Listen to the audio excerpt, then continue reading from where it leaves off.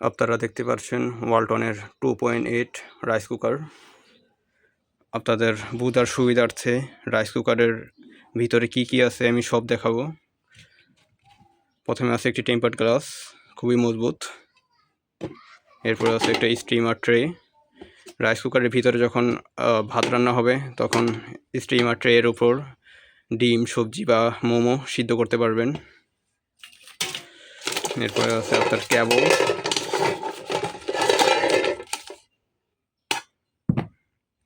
কেবলের পরে আছে ম্যানুয়াল,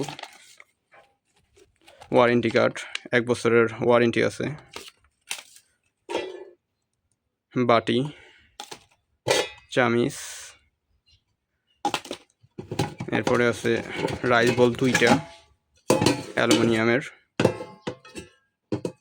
এই যে একটা, এখানে পাচ্ছেন আরেকটা,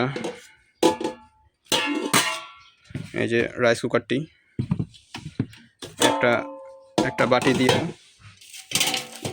এভাবে ঢাকনা দিয়ে রান্না করা সম্ভব। খুবই সুন্দর ডিজাইনের। ধন্যবাদ।